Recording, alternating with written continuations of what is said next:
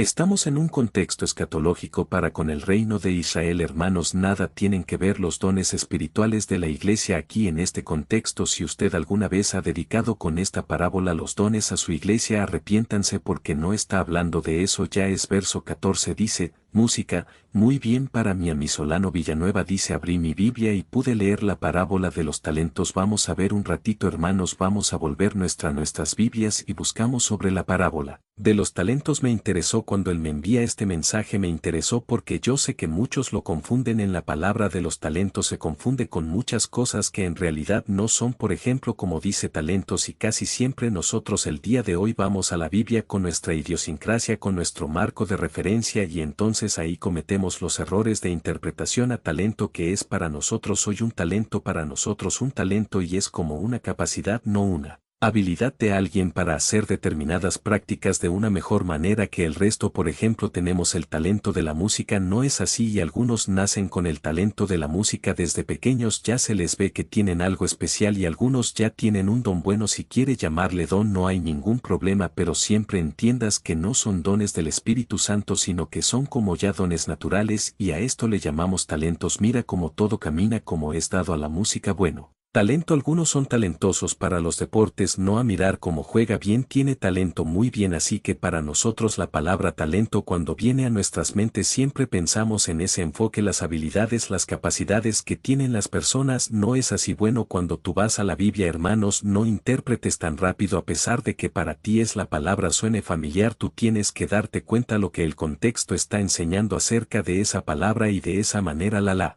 podemos entender de acuerdo a cómo ha sido registrada en la Biblia. Porque, hermanos, no es necesario a veces tener información de la época, y si uno lo tiene mejor, pues no. Si tienes una enciclopedia, a veces tenemos Biblia de estudio y ahí nos explican un poquito las cosas y está bien, pero cuando tú analizas el contexto, por el mismo contexto se te aclaran también las cosas. Así que tenemos dos formas de informarnos. La primera, hermanos, históricamente en estos tiempos el talento era una medida de moneda, ya, o sea, el talento era dinero a mano. En simples palabras, en ese tiempo se medía el dinero de muchas formas, porque por ejemplo denario no, blancas no. Este cuadrante también tenemos talentos. Un talento podría significar más o menos 6,000 denarios, más o menos, porque a veces algunos autores van a diferir entre esto y esto, pero más o menos es la medida. Algunos han dicho 1,000, pero lo más correcto es pensar en 6,000 denarios. Y un denario, hermanos, un denario era lo que tú ganabas por un jornal de trabajo, o sea, es como hoy alguien gana lo diario. Un jornal de trabajo diario, ¿cuánto es? No se depende del país, varía. No, aquí en el Perú está 20 a 30 dólares más o menos, en otro país sería diferente. Entonces un denario es lo que una persona en ese tiempo ganaba por un día de trabajo. Ahora, ¿cuánto es un talento? Son como 6,000 días de trabajo. También cuando era un talento era una riqueza, una merma, no era una riqueza. Entonces algunos, cuando dicen el que recibió un talento recibió poquito, no se están equivocando, porque no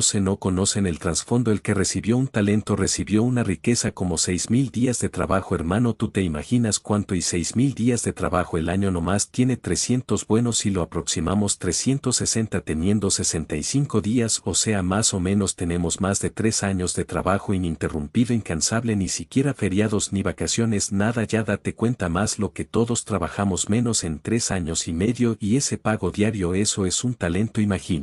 Ahora 2 talentos, 3 talentos, 7 talentos jugados, 3, demasiado dinero, eran demasiado dinero ya. Así que cuando tú veas esa para talentos, especialmente aquí en este contexto de Mateo, se está refiriendo por si acaso a dinero, no se está refiriendo a capacidades, a dones. Yo he escuchado predicaciones lamentables de pastores o de predicadores que están enseñando con este pasaje acerca de los dones espirituales. Hermano, no te pases, no está hablando para nada de dones o de capacidades, hablando de dinero. Y porque el Señor va a hablar de dinero, porque vas a comparar esta historia con el reino de los cielos. Obviamente tú sabes que todo Mateo, especialmente desde el capítulo 3 en adelante, el Señor habla por parábolas explicando los misterios del reino que tiene que ver con el reino mesiánico millennial, y el Señor lo va a explicar a judíos. ¿Y por qué parábolas? Porque número 1, para que los que no crean se confundan y no crean más, y número 2, internamente le explica a los que se creen, o sea, Las parábolas, hermanos, por si acaso eran dadas para no entender. Yo he visto que algunos dicen a las palabras son cuentos para que entendamos mejor. No, al revés, las palabras eran un juicio para que más bien para confundir, ya para confundir, y precisamente por eso es que mucho cuando no tienen mucha información se confunden con las parábolas. No, las palabras no son para entender, son para confundir, son un juicio de Dios profetizado en Antiguo Testamento. En parábolas hablaré a este pueblo, no en otras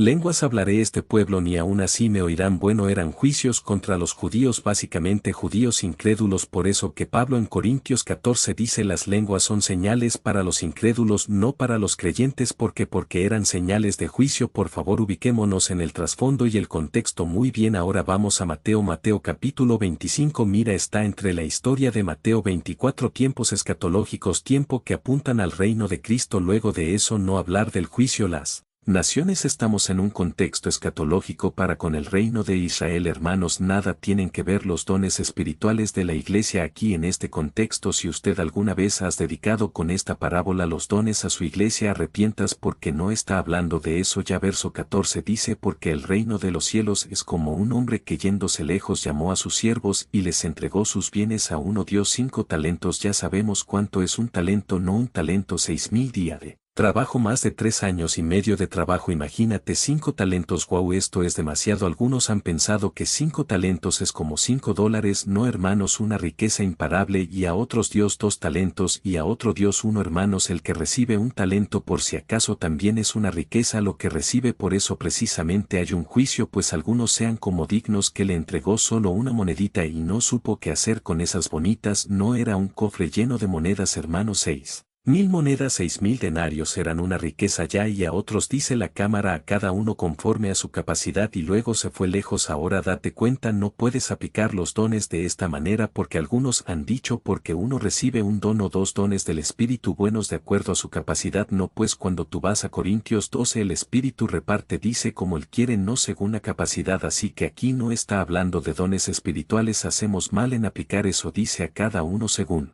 su capacidad, porque eran administradores, eran mayordomos, y les da el dinero según la capacidad que ellos tienen para administrar estos dineros. Verso 16, y el que había recibido 5 talentos fue, negoció con ellos y ganó otros 5 talentos, o sea, aprovechó su fortuna para multiplicarla, no al doble. 17, asimismo el que había recibido 2 ganó también otros 2, otro que lo multiplicó por el doble. 18, pero el que había recibido 1 fue y cavó en la tierra y escondió el dinero de su señor. Ahora esto no es un acto de cobardía como algunos sugieren. Simplemente esto, hermanos, en la época eran normales. Así en las bocas no habían bancos, pues por supuesto si tú querías conservar una riqueza, un tesoro, que hacías, ibas a un campo, excavabas y ahí escondía el tesoro. Por eso que lo escondemos, porque es una riqueza, ya no es una sola monedita como algunos están pensando, es una riqueza. Entonces dice que a una tierra y escondió el dinero. Mira, marca el verso 18 para que otra vez nos dediquemos aquí de los dones espirituales que dice escondió el dinero de su señor. ¿Te das cuenta? O sea, aunque la palabra talento por nuestra idiosincrasia, por nuestro marco de referencia hoy nos hará entender otra cosa, cuando leemos el contexto mismo te explica de qué está tratando. Sí o no es fácil. Ahí dice escondió el dinero de su señor, que era un cualquiera talento, dinero. Pues hermano, verso 19, después de mucho tiempo vino el señor de aquellos siervos y arregló cuentas,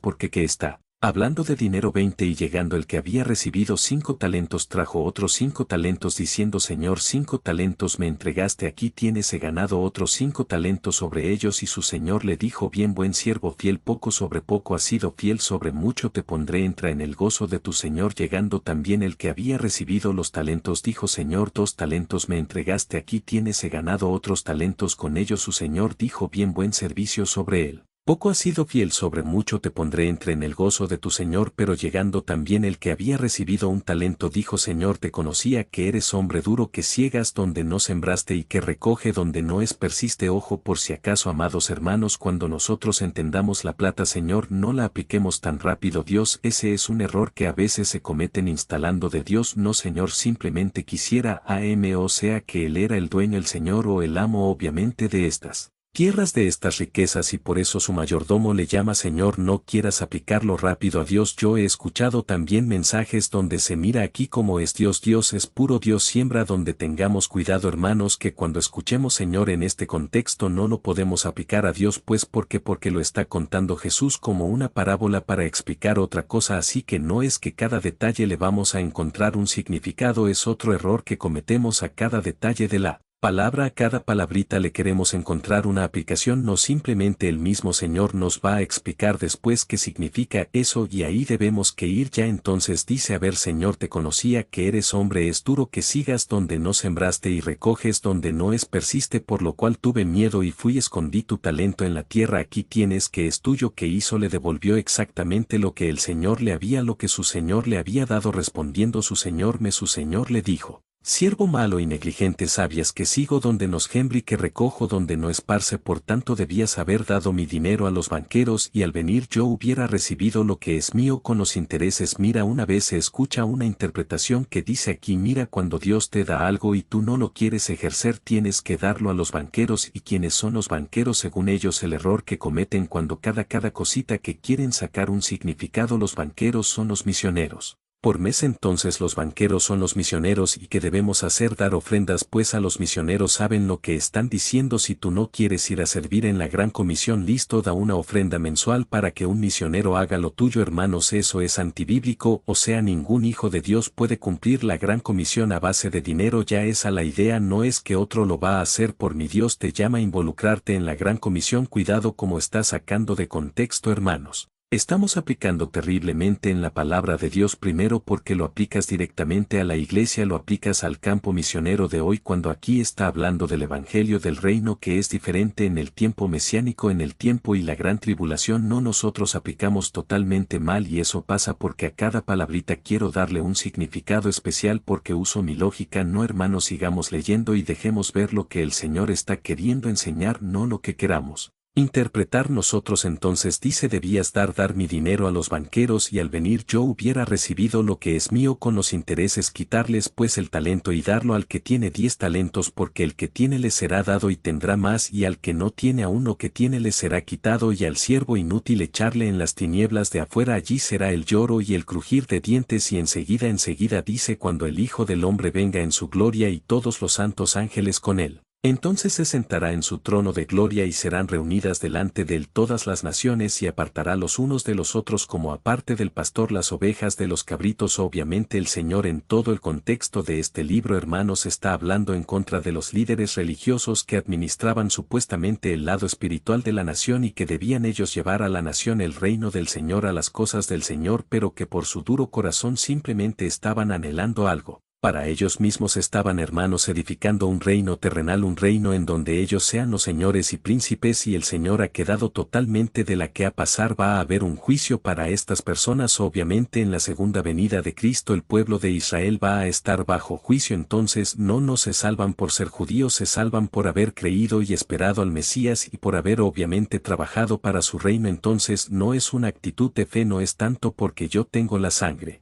judía quien sí que voy a hacer es algo automáticamente, y esto lo está restaurando Jesús en la cara de los religiosos una y otra vez con diferentes parábolas. Así que el rey vivía a los de sus derechas: venid benditos de mi Padre, heredad en reino preparado para vosotros desde la fundación del mundo, porque tuve hambre y me diste de comer, tuve sed, me diste de beber, fui forastero y me recogiste. Si te das cuenta, el Señor mismo va a aplicar la parábola de los talentos. No necesitamos nosotros darle algún tipo de aplicación o de explicación que se nos ocurra. El Señor nos está contando que esta parábola de los talentos se va a cumplir en su segunda venida, porque hay administradores, obviamente los administradores judíos de Israel, que han sido infieles a lo que el Señor les ha encomendado. Y entonces, ¿qué va a pasar? Dice el verso 45: entonces les responderán diciendo: de cierto os digo que en cuanto no lo hicisteis a uno de estos más pequeños, tampoco a mí lo hicisteis. E irán estos al castigo eterno y los justos a la vida eterna. ¿Qué ha pasado con estos líderes religiosos? Ese Señor Jesús le dijo: ustedes, su condenación es doble porque no entran y no dejan entrar. O sea, lo que ellos deberían hacer es más bien multiplicar el reino, y multiplicar el reino porque permitiendo en las personas que entren al reino, enseñándoles sobre el reino, ellos ni siquiera entrarán al reino y no dejaban a otros entrar al reino. Por lo tanto es un juicio, su castigo va a ser tremendamente duro para ellos, y él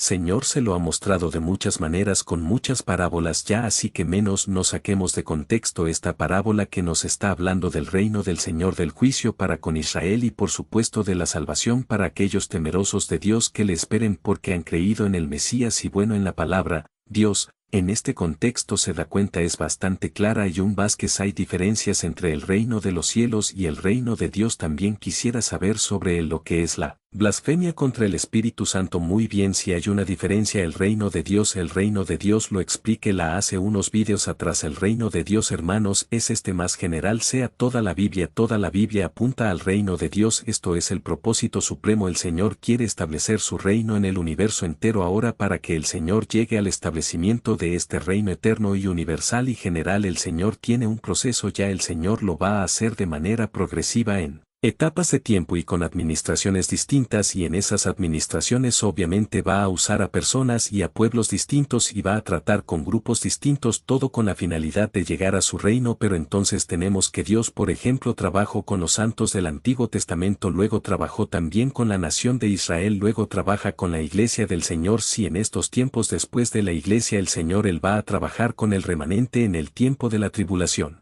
Después va a trabajar a través del milenio y entre cada cosa, entre cada cambio de administración van a haber resurrecciones, van a haber eventos escatológicos ya que son resumidos en todo el panorama bíblico, y aún después del milenio todavía el Señor va a seguir tratando con las personas de ese tiempo. Sea ciudad cuenta, Dios es progresivo en su plan hasta llegar a la consumación final cuando ya se establece el reino, una vez que Satanás y sus huestes espirituales demanda y los impíos son lanzados al lado de fuego, y ahí recién la ciudad de Jerusalén, la nueva Jerusalén, desciende la tierra. Ahí recién el Señor consuma su reino eterno para siempre. Esto es el reino de Dios, pero el reino de los cielos se refiere básicamente al reino milenial, o sea el reino mesiánico, que también tiene que ver con el reino final. Pero mientras llegamos a ese reino final, Dios trata con Israel en cuanto al reino de los cielos, que es un reino mesiánico, así que en ese sentido se relacionan fuertemente con una diferencia. Digamos que el reino de los cielos es temporal, estará restringido para con Israel, mientras que el reino de Dios ya es más general, es universal.